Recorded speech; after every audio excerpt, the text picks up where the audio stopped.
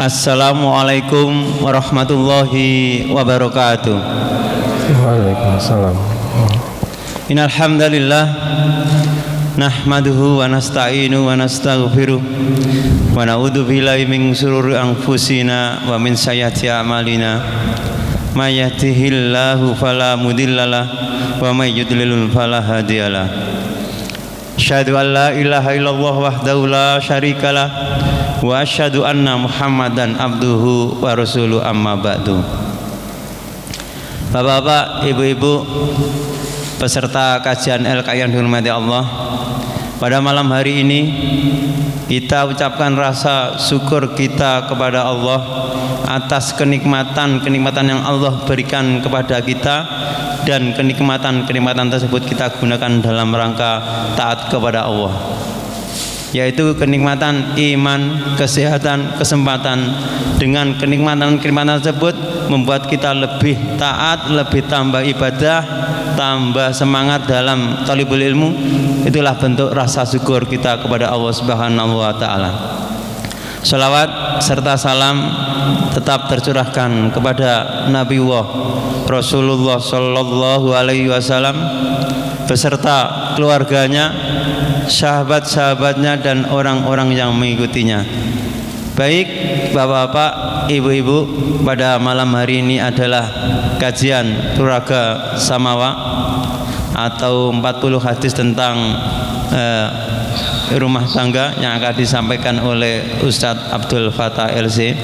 Dan di sesi tanya jawab, sesi terakhir nanti, apabila dalam penyampaiannya kurang paham bisa dipertanyakan, baik yang ada di dalam masjid ini ataupun yang sedang menyaksikan live streaming FBI LKI bisa ngetik di dalam live siaran langsungnya. Kepada beliaunya Ustadz Fattah kami persilakan. Assalamualaikum warahmatullahi wabarakatuh. Alhamdulillah wa bihi nasta'in ala umurud dunya waddin. Wassalatu wassalamu ala asrafil anbiya'i wal mursalin wa ala alihi wa ashabihi wa man tabi'ahum bi ihsanin ila yaumiddin. Amma ba'd. Hadirin rahimani wa rahimakumullah, kita panjatkan rasa syukur kita kepada Allah Subhanahu wa taala atas nikmat yang Allah berikan kepada kita berupa nikmat kesehatan, khususnya nikmat iman dan Islam yang Allah berikan kepada kita sehingga kita dapat menjalankan ibadah-ibadah kepada Allah Subhanahu wa taala. Hadirin dimanapun berada, alhamdulillah kita pada kesempatan malam ini kita akan membahas hadis yang kelima.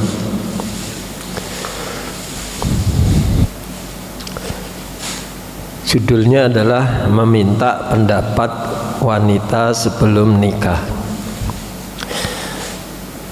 An Abi Hurairah radhiyallahu anhu qala Rasulullah sallallahu alaihi wasallam, la tunkahu thayyibu hatta tusta'maru wa la tunkahul bikru hatta tusta'dhana wa idnuha simatuha.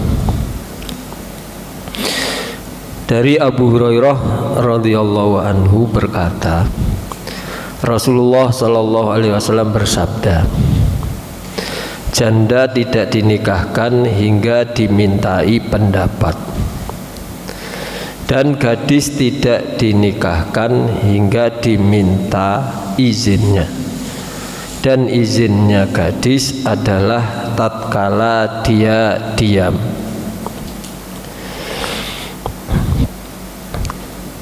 Hadirin rahimani wa rahimakumullah, pada hadis tersebut terdapat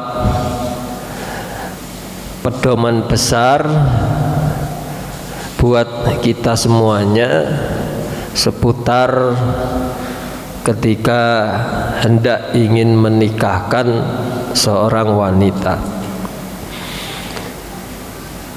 Baik wanita itu statusnya janda ataupun wanita itu statusnya gadis. Ada perbedaan tentang status janda dengan status gadis.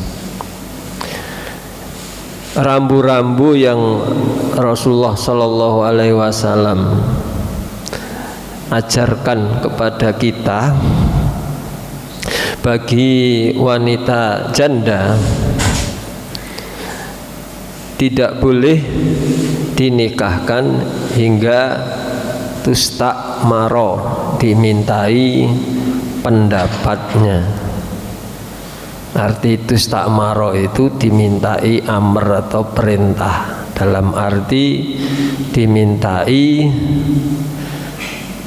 ucapan yang tegas, iya atau tidak, dalam bentuk kalimat, bukan dalam bentuk isyarat. Kenapa harus berbeda antara janda dengan gadis? Karena janda ini sudah berpengalaman untuk mengatakan iya dan tidak. Dia lebih berani, tidak malu untuk mengatakan iya dan tidak, sebab dia sudah pernah menjalani persoalan tersebut, sudah pernah menjalani rumah tangga. Sehingga jangan sampai orang tua menikahkannya sebelum dia dimintai dengan narasi yang tegas, dimintai pandangannya. Gimana menurutmu? Apakah kamu setuju atau tidak? Maka kita tunggu jawabannya, tidak dengan jawaban isyarat, tapi dengan jawaban yang tegas. Iya, saya setuju, misalkan begitu. Atau tidak, saya belum setuju. Itu ini juga mengandung pengertian bahwa seorang wali meskipun dia adalah menjadi penanggung jawab, tidak boleh memaksa. Ya, ini mengandung pengertian tidak boleh memaksa menikahkan, tapi harus berdasarkan apa? Persetujuan. Ya. Karena memaksakan kepada orang itu ya akan menimbulkan ketidakharmonisan dalam menjalani rumah tangga.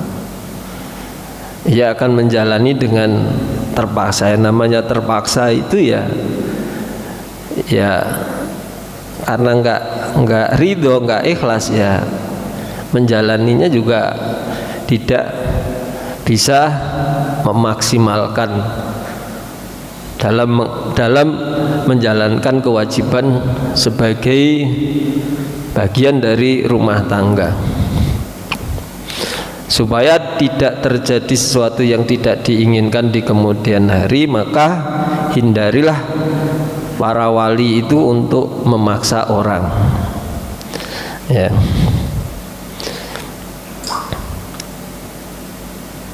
Jadi tadi kalau janda harus dimintai pandangannya, pendapatnya, setuju atau tidak. Kemudian bagi gadis tidak kita mintai ucapan atau persetujuan dalam bentuk narasi, dalam bentuk ucapan ya dan tidak. Karena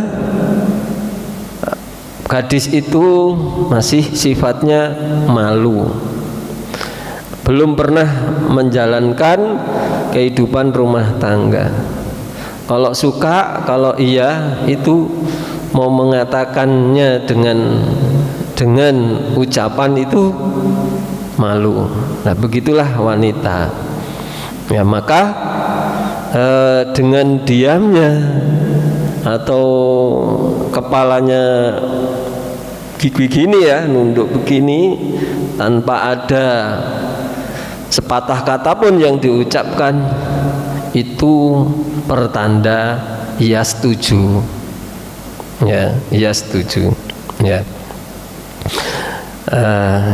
Ini dalam konteks mau menikahkan. Nanti kalau dalam konteks jual beli, nanti dikira diamnya ini dianggap juga sebagai persetujuan jual beli, ya belum tentu. Ini dalam konteks perkara mau menikahkan seorang wanita, dilihat dulu. Kalau gadis ya kita tidak boleh seorang wali menikahkannya hatta tusta'dana, sehingga ia dimintai izin ya. Maknanya ya mengandung pengertian bahwa kita sebagai orang tua itu juga tidak boleh memaksakan kepada anak, harus dengan persetujuan yang bersangkutan. Nah, persetujuannya yang bersangkutan tidak harus dalam bentuk ucapan yang tegas, tapi cukup dengan isyarat diamnya itu sudah menunjukkan ia setuju. Gimana, Nduk? Mau kamu dengan yang melamar kamu orangnya ini kamu mau? Ya. Terus kok diam saja, bahkan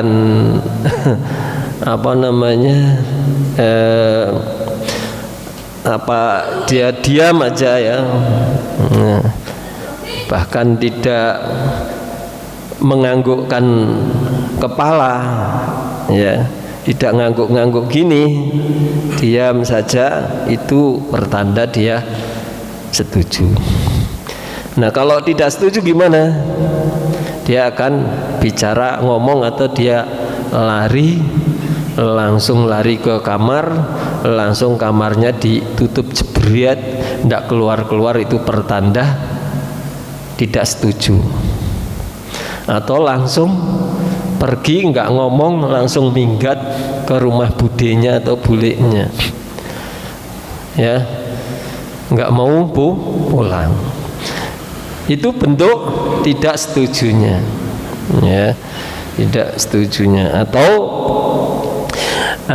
ekspresi dari tubuhnya itu langsung berdiri dan loncat-loncat atau jerit-jerit, ya, gedruk-gedruk carane wong Jawa itu, ya, lari di tempat, itu namanya gedruk-gedruk, pertanda bahwa dia tidak setuju atau berontak.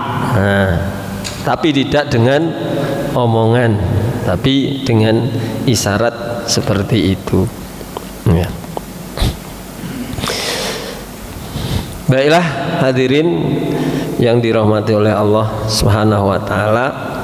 Nah, hal tadi baik janda maupun gadis, ya, larangan ini juga ya dipertegas, ya, bahwa pernah ya kasus Khonsa binti Hidam Al-Ansariyah, ya, itu juga dipaksa menikah tanpa dimintai pendapat, dan akhirnya nikahnya itu dianggap sebagai nikah yang tidak sah, oleh Nabi dibatalkan, ya, nikahnya tidak dianggap sebagai nikah yang sah karena tanpa persetujuan dari wanita yang bersangkutan, ya, batal, Bagaimana dengan wanita gadis? Jika terjadi pemaksaan, ya, maka dilihat kalau pada akhirnya nggak apa-apa, ya bisa berlanjut, ya. Kalau wanita gadisnya menuntut, ya dibatalkan. Jadi pernah terjadi salah seorang sahabiah yang dia masih gadis dinikahkan oleh orang tuanya dengan masih kerabatnya. Lalu dia protes kepada Nabi, Lalu Nabi menanyakan kepadanya, kamu setuju atau tidak? Wanita tersebut menjawab bahwa saya tidak mencela atau saya tidak menolak apa yang dilakukan oleh orang tuaku atau yang dilakukan oleh waliku yang aku dinikahkan dengan yang masih kerabat itu. Saya tidak masalah, hanya saja saya protes, saya menceritakan di hadapan Nabi ini agar diketahui oleh yang lain, diketahui oleh wanita yang lain, kaum muslimin, bahwa wanita itu punya hak untuk setuju atau tidak, menerima atau tidak. Jadi dia tadi setuju, ya, dia tidak menolak keinginan orang tua tadi, ya, hanya dia ingin menghabarkan kepada yang lainnya agar tindakan seperti itu tidak terjadi pada yang lainnya. Tidak apa-apalah itu terjadi pada saya, ya. Saya setuju, tidak apa-apa, saya tidak menolak keinginan wali tersebut. Tapi ini memberi pelajaran kepada yang lain. Nah, kebetulan yang protes itu adalah gadis, ya. Jadi baik itu gadis maupun janda, intinya dalam menikahkan anak-anaknya itu jangan menikahkan tanpa persetujuan dari anak tersebut, ya.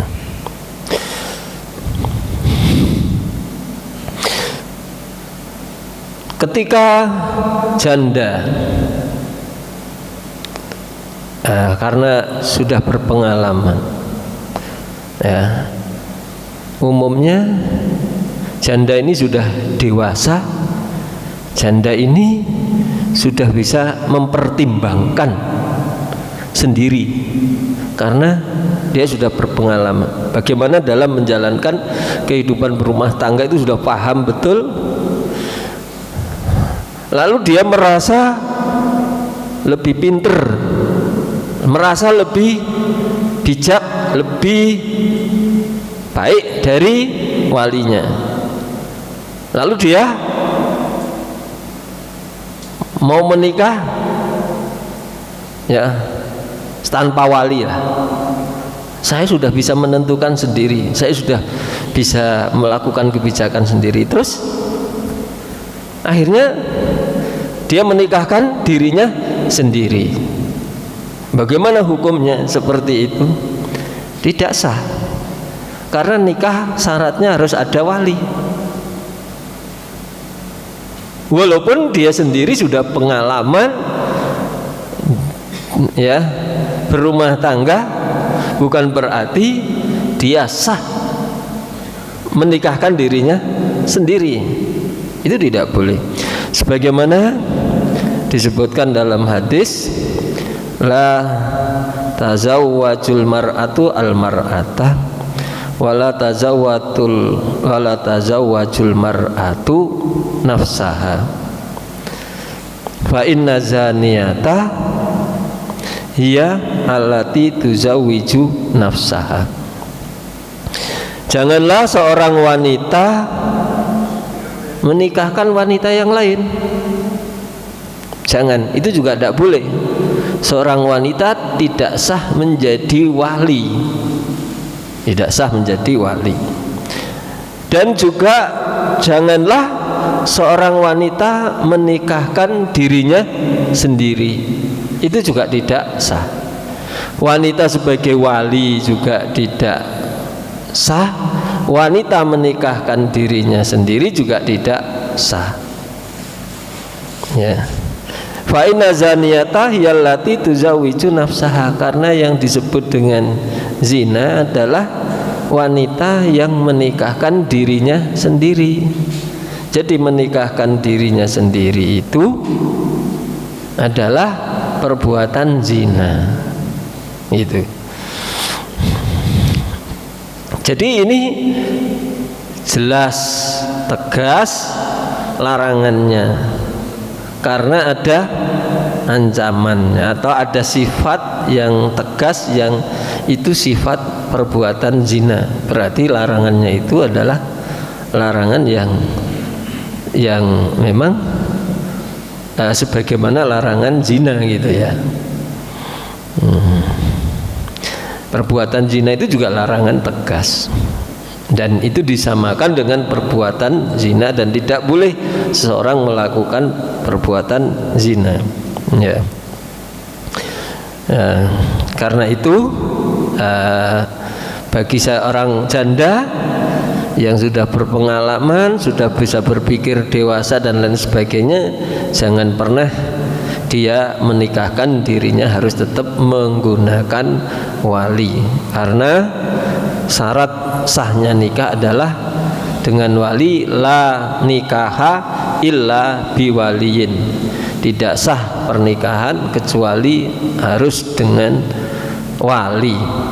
Ya.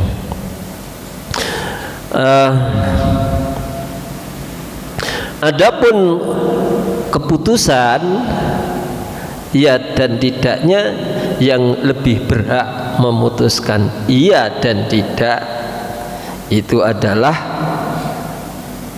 yang bersangkutan, yaitu si wanita itu, dalam hal masalah keputusannya iya dan tidak. Ya. Sebagaimana dalam sebuah riwayat disebutkan, as-saibu ahaqqu binafsiha mi waliha wal bikru tusta'zanu fi nafsiha wa idnuha simatuha, rawahu Muslim. Seorang janda itu lebih berhak menentukan pada dirinya sendiri min waliha, daripada walinya dalam hal memutuskan. Wal bikru, sedangkan untuk yang gadis tusta'zanu, ya, tusta'zanu, dimintai izinnya. Nah, fi nafsiha, dimintai izinnya pada diri gadis tersebut. Nah, izinnya adalah diamnya. Jadi tetap dalam hal ini keputusan baik janda maupun gadis yang paling berhak memutuskan iya dan tidak adalah yang bersangkutan. Lah bagaimana kalau kaitannya dengan wali? Berarti wali tidak punya hak sama sekali. Punya hak khususnya bagi gadis, karena gadis belum berpengalaman, masih dibutuhkan pertimbangan dan pandangan orang tua. Ya, tetap dalam hal ini seorang wali tetap memberi pandangan. Seorang wali boleh tidak setuju, ya, karena begini boleh tidak setuju. Ya. Kemudian bagaimana kalau misalkan seorang wali tidak setuju, anaknya setuju? Kan terjadi perbedaan pandangan, ya. Maka pada kondisi terjadi perselisihan pendapat antara wali dengan wanita yang bersangkutan, jika alasan daripada seorang wali itu tidak syar'i dan tidak real, tidak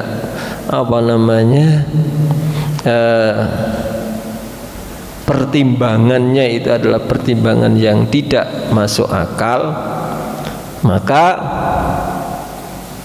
dalam hal ini boleh mengambil wali mujbir, ya. Wali mujbir dalam arti bukan wali orang tua gitu ya, ada gitu ya. Kalau memang ada orang tua itu menghalang-halangi, ya, ada sifat, ada tendensi, ada ada motif-motif menghalangi suatu kebaikan, suatu hal yang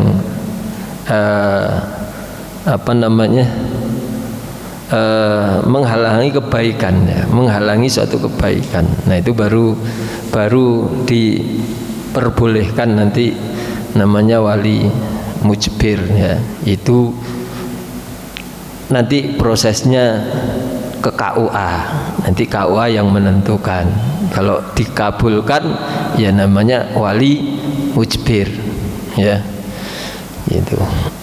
Wali yang dipaksakan gitu ya. Wali yang dipaksakan.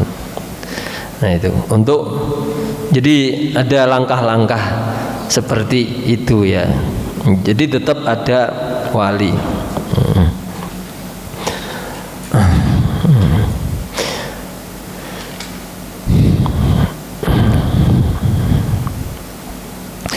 Baik, hadirin semuanya yang dirahmati oleh Allah Subhanahu wa taala. Jadi itulah tadi beberapa ketentuan yang bagi wanita yang mau dinikahkan, ketentuannya antara wali dengan wanita yang bersangkutan itu aturan-aturannya harus dijaga seperti itu sesuai dengan petunjuk Nabi. Jadi tetap wali itu harus ada, dan tetap juga pernikahan itu juga atas dasar dari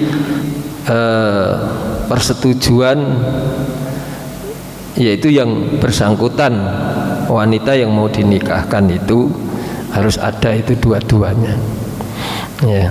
Karena nanti di dalam pernikahan itu harus ada saling ridho antara kedua belah pihak, baik yang laki-laki maupun wanita harus sama-sama ridho, gitu. Saya kira mungkin cukup itu aja dulu. Mungkin kita akan buka tanya jawab, ya, diskusi tentang seputar masalah ini. Ya, monggo. Ya, demikianlah bab hadis tentang hadis yang kelima, meminta pendapat wanita sebelum menikah. Monggo bapak-bapak, ibu-ibu, barangkali dalam bahas hadis tadi kurang paham, bisa didiskusikan atau ditanyakan, ataupun yang sedang menyaksikan live streaming bisa dikomen di dalam kolom komentar. Monggo.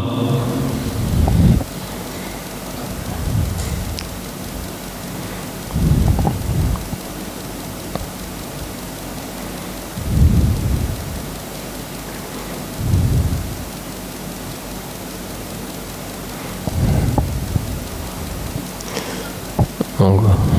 Nggih, monggo Mas Budi.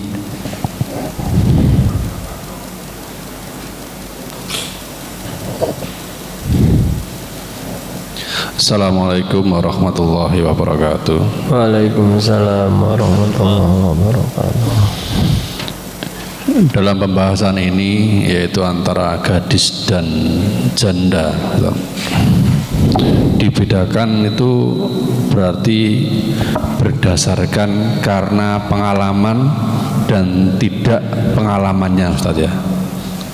Sehingga penanganannya pun berbeda. Artinya ketika ingin menikahkan seorang janda dan seorang gadis itu berbeda. Yang satunya ditanya dan boleh menjawab, yang gadis nggak menjawab pun nggak apa-apa. Artinya ada paksaan tadi yang seperti antum jelaskan itu. Berarti karena berdasarkan itu tadi, Ustaz ya, berdasarkan karena satunya sudah berpengalaman gitu, Ustaz ya. Betul. Iya, jadi memang karena berdasarkan pengalaman masing-masing, jadi orang janda itu bisa menentukan sendiri. Ya, dia lebih paham dibanding gadis, ya. Karena itu dia lebih ahakun binafsiha min waliya. Dalam pemutusan dia lebih berhak daripada walinya. Karena itu dia ditunggu ketegasannya dengan ucapan yang gamblang, ya. Berbeda dengan wanita yang gadis, memang masih dibutuhkan bantuan, sehingga orang tua harus menjelaskan dulu si pelamar itu begini, ya.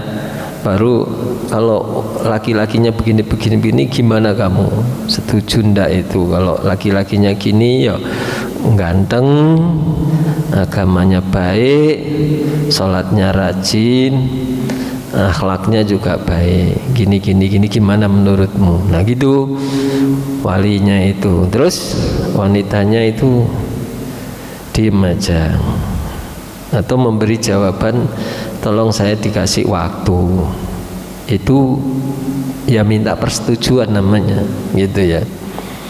Nah, jadi dalam hal ini memang wali itu menuntun ke jawaban ya dan tidak, perlu dibantu dengan fakta-fakta di lapangan, karena wanita itu tidak menguasai fakta-fakta di lapangan. Seorang wali lebih paham, lebih tahu trik-triknya, cara-caranya. Tapi bagi janda nggak perlu diajari fakta-fakta di lapangan. Artinya ya dimintai ketegasannya, tidak perlu banyak dibantu lah. Dibantu dalam memberikan pandangan, dia lebih berhak untuk menentukan sendiri dibanding dari wali tersebut. Anak yang gadis perlu dibantu, ya, sehingga dia tidak menyesal di belakangnya nanti. Iyanya dan tidaknya itu dia sudah punya pengetahuan dari walinya, ayahnya, ya betul. Jadi berdasarkan pengalaman masing-masing yang tentu berbeda pengalamannya, ya. Cukup Demikian Pak Budi. Monggo Pak Sugianto. Nggih. Ya.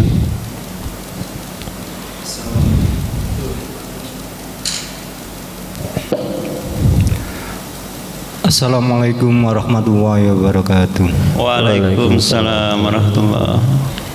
Tadi Ustadz menjelaskan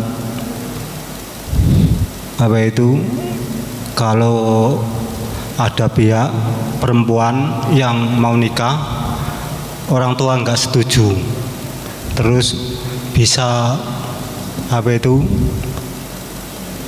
menikahkan sendiri dengan wali lain.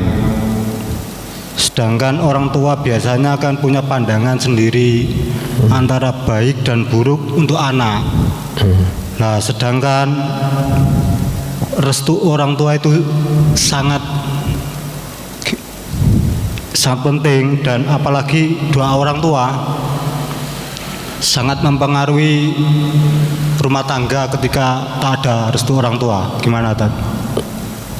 Ya, maka di sini perlu dibantu oleh hakim untuk memutuskan mana yang salah, yang keliru. Kalau yang keliru, yang salah itu di pihak bapaknya, ya, karena kadang-kadang bapak itu nggak mau menikahkan anaknya itu karena ya sudah pisah sama ibunya. Jadi ada rasa dendam, ada rasa mangkel begitu ya, kayak gitu ya. Jadi kondisi-kondisi seperti itu nanti KUA lebih paham, lebih tahu harus memutuskan yang mana. Kadang-kadang begitu karena ya orang tua tidak mau menikahkan dan tidak setuju lah anaknya nikah gitu ya.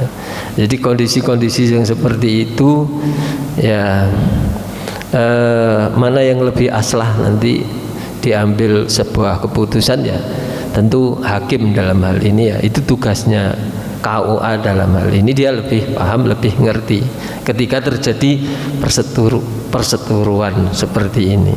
Kan harus ada wali, tapi wali sendiri kan tidak setuju kalau anaknya nikah. Dan nanti kenapa tidak setuju menikah anaknya?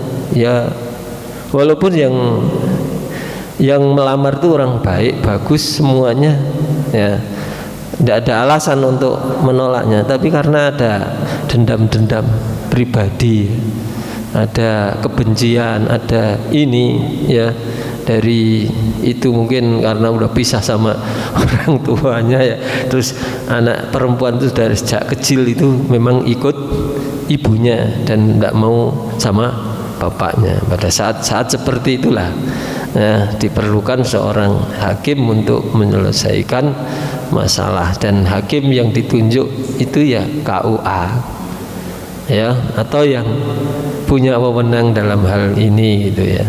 Apa yang punya wewenang siapa? Ya KUA kan ya. Iya, pokoknya yang ditunjuk oleh pemerintah untuk menangani masalah itu. Sekarang itu wanita itu ya. soalnya banyak zaman sekarang itu wanita kan banyak yang keluyuran. Jadi orang tua juga khawatir, sangat khawatir. Jadi pandangannya bisa berbeda gara-gara seperti itu. Bukan karena atau pisah atau gimana. Nggak ada perpisahan antara orang tua itu loh, nggak ada. Saya maksud bukan karena perpisahan orang tua. Ya, kalau nggak ada satu hal yang membawa madorot seperti itu, nanti KUA yang menolak permohonan itu pasti dia sudah bisa mengukurnya. Jadi gitu. Jadi kan tetap harus ada wali, dan wali namanya wali a'dhal itu ya, wali yang bukan aslinya itu ya harus ada persetujuan dari yang berwenang itu, nanti disetujui atau tidak. Kalau kayak gitu nanti tidak disetujui. Kalau yang kasus yang seperti itu, dia mesti sebagai sebagai yang berwenang dalam hal ini, dia sudah bisa mempertimbangkan. Maka lebih baik hal itu dikonsultasikan kepada KUA jika terjadi perselisihan antara anak dengan orang tua. Nanti dari pihak sana yang akan mengatur dan mendamaikan, gitu. Sudah ada yang mengatur dalam hal ini. Ya. Monggo, ada lagi yang ditanyakan? Ini Ustaz, kalau nggak ada yang tanya, ini saya yang sendiri yang akan tanya. Kalau dalam kasus yang ditanyakan bapaknya seperti itu biasanya pernikahan seorang janda dan dia membawa anak, dan akan dinikahi seorang duda juga akan membawa anak. Itu juga akan berpengaruh di dalam perjalanan rumah tangganya. Karena apa? Sama-sama membawa anak tersebut gitu. Dari pihak ibu sudah membawa anak, dari bapak sudah juga membawa anak. Apa sikap untuk dalam keluarga tersebut untuk melakukan keluarga yang sama mah tersebut? Demikian Ustaz yang saya tanyakan. Iya. Jadi duda beranak, jadi anak kawan ya, masing-masing membawa anak kawan. Begitu pula yang janda juga beranak dan anaknya juga dibawa. Ya. Di sini masing-masing memiliki peran ganda. Si suami yang pernah menikah ya dengan yang wanita lain punya peran ganda, yaitu menyayangi anaknya sendiri, darah dagingnya sendiri, dan juga menyayangi anak yang statusnya bukan anak dari darah dagingnya. Sehingga kedua-duanya tidak hanya berperan menyayangi anaknya sendiri, tapi juga menyayangi anaknya bukan dari darah daging. Masing-masing dari keduanya itu punya peran demikian. Maka rumah tangga yang seperti itu akan bisa harmonis, bisa bahagia jika manakala kedua belah pihak itu masing-masing berperan ganda dalam memberikan kasih sayang. Si putri yang janda juga harus berperan juga menghormati, menyayangi anaknya sendiri, dan juga menyayangi anak dari suami yang bukan darah dagingnya. Dan itu bukan perkara yang mudah, ya, bukan perkara yang mudah. Butuh kelegaan hati, butuh kelapangan hati, meninggalkan berbagai macam egoisnya, dan lebih mengedepankan, masing-masing mengedepankan keutuhan rumah tangga. Manakala hal ini dilakukan saling menghormati, saling menghargai, saling memiliki, anak suami milik istri, anak istri bawaan milik suami, saling merasa memiliki, itu akan melahirkan keharmonisan rumah tangga. Tapi kalau sudah tidak ada lagi rasa memilikinya, lebih condong dan cenderung kepada anaknya sendiri-sendiri, maka disitulah dia akan kehilangan dukungan dari anak-anak masing-masing yang dibawa.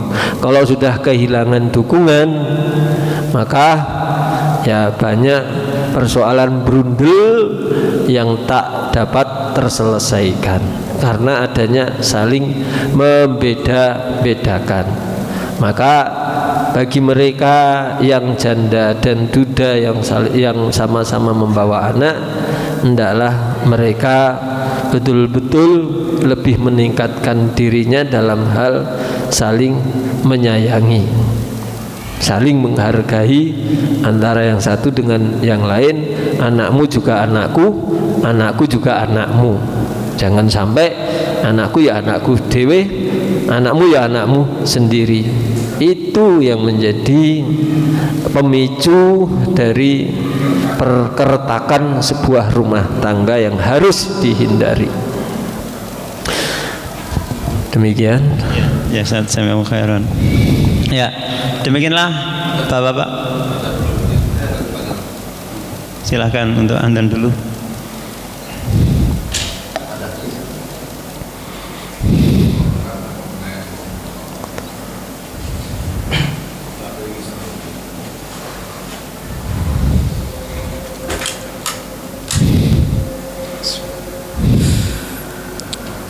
Allahu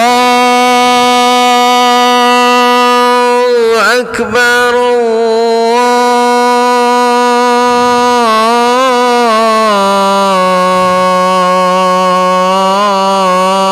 Allahu Akbar.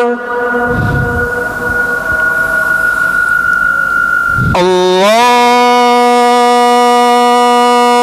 Akbar.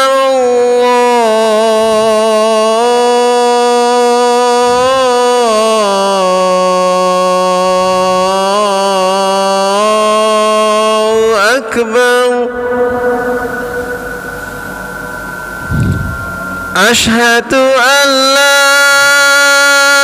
ilaha illallah.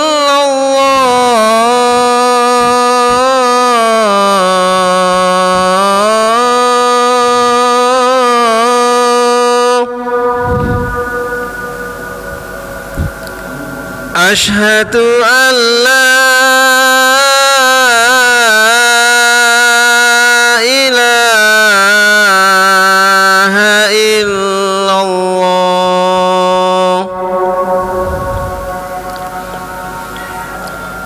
Asyhadu anna Muhammadar Rasulullah.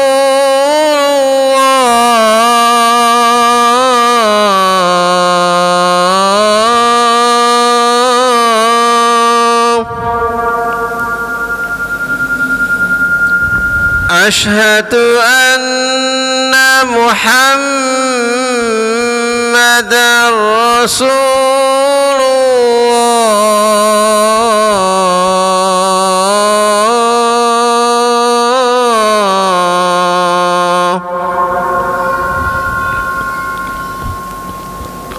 Hayya 'alas shalah.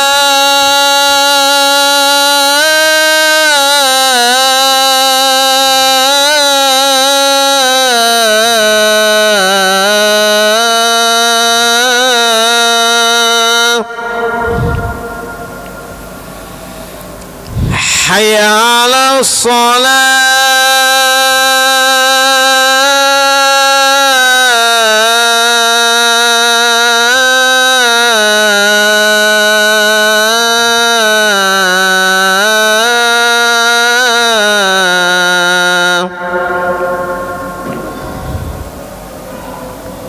Hayya 'alal falah.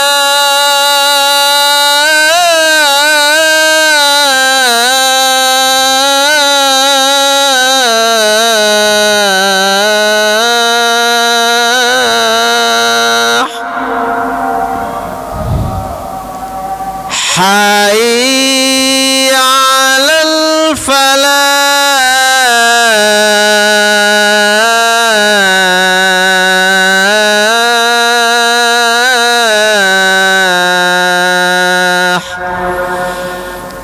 Allahu Akbar.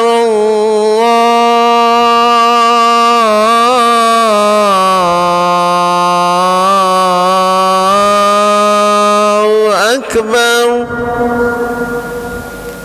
La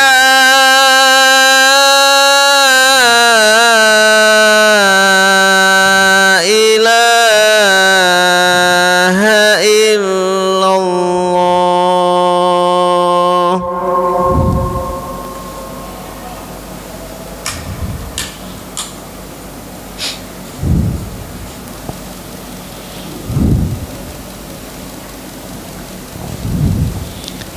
Ya, monggo ada satu pertanyaan lagi.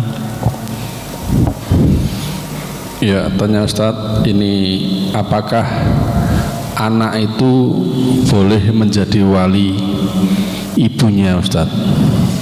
Terima kasih. Iya. Apakah anak itu boleh menjadi wali ibunya?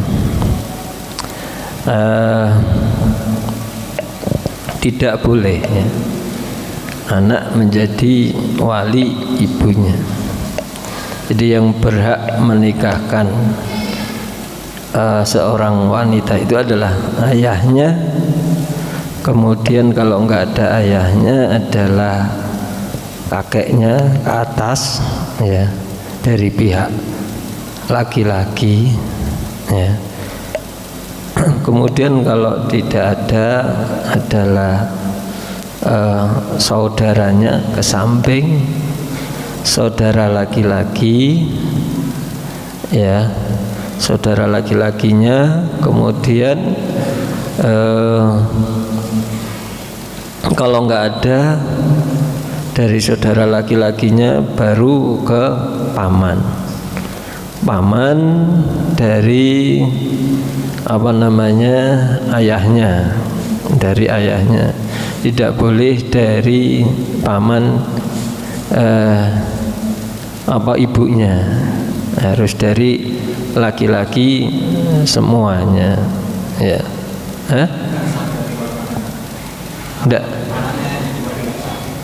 Enggak boleh ya.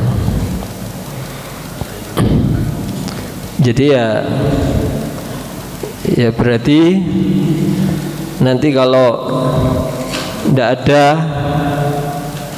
wali semuanya dari jalur ayah ke atas ke samping ya, nggak ada, baru nanti wali itu wali hakim ya, gitu aja. Kalau nggak ada semua gimana? Oh, berarti nggak ada wali yang berhak menikahkan ya, nanti ya dilimpahkan ke hakim ya, gitu aja. Biar nanti yang menikahkan itu hakim gitu, kalau tidak ada wali. Jadi ke bawah enggak ada, ke atas semua dan ke samping dan ke bawah. Bapak ya. Berarti umpamanya anaknya tadi tidak bisa Ustadz ya berperan, mungkin malah melebihi hakim gitu, karena mungkin anaknya gini yang saya maksud begini, anaknya itu karena sudah dewasa, sudah paham, jadi bisa juga dia, mungkin ini maksud saya itu bisa melebihi seperti hakim wawasannya gitu maksudnya gitu. Apakah tetap nggak bisa karena dia tidak pegawai KUA atau mungkin mudin gitu?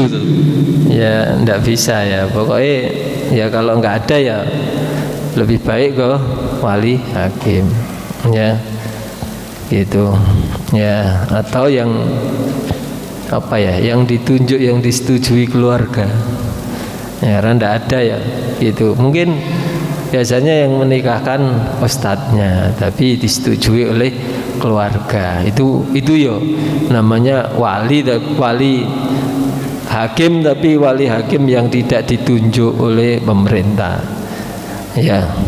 Sebaiknya izin KUA biar tidak dipermasalahkan atau di ini ya, di apa itu jadi kena semprot ya, orang berhak orang lain gitu ya. Tapi maksudnya itu dari segi agamanya Ustadz, maksud saya itu dari segi agamanya, seandainya nanti tetap sah apa enggak gitu loh? Sah dinikahkan orang lain gitu ya. Enggak, maksudnya anaknya tadi itu loh. Oh, anaknya Kalau mungkin keluarga menghendaki bahwa wis gak apa anake iki bae sing nikahno, wis gedhe wis paham. Anake ya dadi ustaz pisan umpama. Ya sebenarnya itu masih diperdebatkan gitulah ya. Masih diperdebatkan. Ya sebaiknya jangan anaknya gitu, karena nanti ada perdebatan dalam persoalan itu. Ambil yang jelas saja, pandangan pendapat yang yang jelas, bisa dipertanggungjawabkan, karena masalah anak itu ada perdebatan di kalangan ini gitu. Mending go serahkan ke wali hakim kalau memang sudah tidak ada. Wong ada KUA kok, ini memang sudah tugasnya dia. Kalau nggak ada wali itu ya tugasnya KUA. Ya demikian Pak Budi. Ya cukup ya. Ya kita cukupkan kajian pada malam hari ini. Marilah kita akhiri dengan bacaan hamdalah dan doa kafaratul majlis. Alhamdulillahirabbil alamin. Subhanakallahumma wa bihamdik asyhadu an la ilaha illa anta astaghfiruka wa atubu ilaik. Assalamualaikum warahmatullahi wabarakatuh.